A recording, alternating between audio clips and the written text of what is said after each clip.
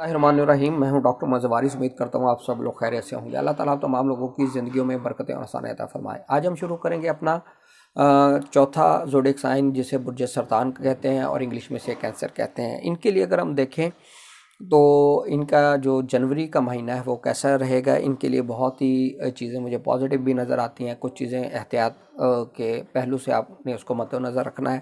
سب سے پہلے اگر ہم بات کریں تو ان کا اسینڈنٹ کے اوپر کسی بھی طریقے سے کسی بھی نیگیٹو پلینٹ کی اسپیکٹ نہیں ہے، یعنی کہ یہ اپنے ہیلتھ کے حوالے سے ان کے لیے مجھے ایک اچھا منتھ نظر آتا ہے۔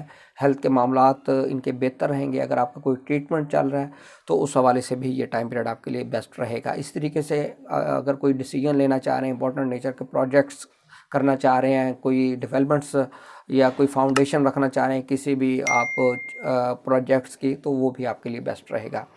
اب ہم بات کرتے ہیں ان کے، اگر بات کریں ان کی فائنینشیل کنڈیشن کے حوالے سے دیکھیں، سن سیکنڈ ہاؤس کا لارڈ ہے، ان کے 7th ہاؤس میں موجود ہے۔ یہاں پر سن ایک اچھی پوزیشن میں ہے، اچھی پلیسمنٹ میں ہے اور 20 جنوری تک رہے گا، یعنی آپ انویسٹمنٹ کے حوالے سے ڈیسیجن لے سکتے ہیں 20 جنوری تک، اور اس میں کوئی بھی پرابلمیٹک سچویشن نظر نہیں آتی۔ لیکن یہ 21 جنوری سے یہ ٹرانزٹ کرے گا آپ کے 8ویں گھر میں۔ 8واں گھر کسی بھی طریقے سے بیسٹ نظر نہیں آتا۔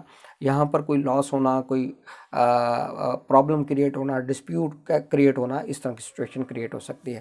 اس لیے اس چیز کو اپنے ذہن میں رکھیے گا تاکہ آپ نقصان سے بچ سکیں۔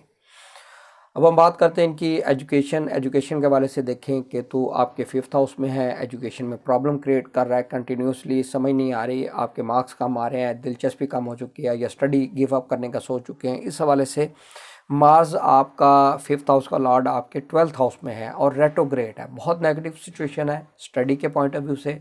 اور آپ کے اگر خواتین پریگننٹ ہیں ان کو بہت زیادہ محتاط ہونا پڑے گا، صدقہ دیں، اور بالکل بھی چھوٹی سی کیئر لیس سے بھی آپ کی جو ہے مس کیریج ہو سکتا ہے۔ اسی طریقے سے اگر ہم دیکھیں ان کے لو ریلیشن شپ، وہ بہت پرابلمیٹک، بریک اپ والی سچویشن اور ایک دوسرے کو ہارم کرنا، نقصان پہنچانا، اس طرح کی سچویشن مجھے نظر آ رہی ہے، تو اس چیز کو ضرور ذہن میں رکھیے گا۔ 13 جنوری کے بعد پھر ان چیزوں میں کافی حد تک کمی آئے گی۔ اب ہم بات کرتے ہیں ان کے میرج کے حوالے سے دیکھیں، ان کے 7th ہاؤس میں سن اور مرکری ریٹروگریڈ ہے، تو اس حوالے سے اس چیز کی انڈیکیشن ہو رہی ہے کہ آپ نے جو میرج کے معاملات ہیں یا نکاح کے معاملات ہیں اس کو آپ نے پہلے طے کر لینا ہے۔ جو شرط شرائط نکاح میں ہوتی ہیں اس کو آپ نے پہلے ہی طے کرنا ہے، لیکن اگر آپ اس کو نہیں کرتے تو آن دی اسپاٹ ڈسپیوٹ پیدا ہوگا، کوئی پرابلم ہو سکتی ہے، میرج یا رشتہ یا نکاح تک بات پہنچے گی نہیں، ختم ہو جائے گا سلسلہ۔ اس طرح سے جو بھی چیز کریں، آپ نکاح کریں، شادی کریں، پہلے تمام چیزیں شرط شرائط ریٹن میں جو بھی ہوگا اس کو آپ نے پہلے کنفرم کر لینا ہے۔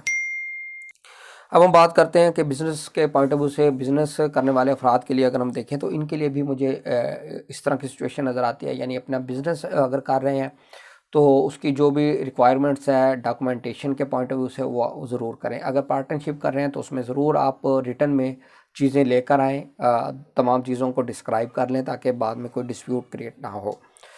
اب ہم بات کرتے ہیں ان کے جو ہائر ایجوکیشن ہے، ان کی ویزا امیگریشن، اس حوالے سے دیکھیں تو ان کے 9ویں گھر کا مالک جوپیٹر ان کے 10ویں گھر میں موجود ہے۔ ویزا امیگریشن، ہائر اسٹڈیز، اس حوالے سے ایک اچھا ٹائم پیریڈ ہے۔ ان کی لائف کے اندر ایک پازیٹیو چیزیں ہوں گی، امیگریشن مل سکے گی، ویزا مل سکے گا، یہ منتھ ان کے لیے پازیٹیو نظر آتا ہے۔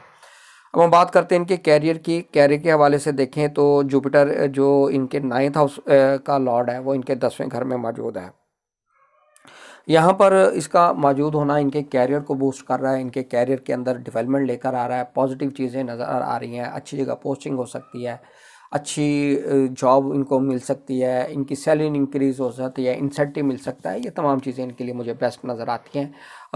اس حوالے سے یہ منتھ میں جو امپورٹنٹ چیزیں تھیں وہ میں نے آپ کے ساتھ شیئر کی۔ میں بہت لمبی ویڈیو نہیں بنا رہا، آپ کو مین پوائنٹس آپ کے ساتھ شیئر کر رہا ہوں تاکہ آپ اس کو اچھے طریقے سے آپ دیکھ سکیں، ذہن نشین کر سکیں۔ امید کرتا ہوں آپ کو ویڈیو پسند آئی ہوگی۔ اپنا خیال رکھیے گا۔ خدا حافظ۔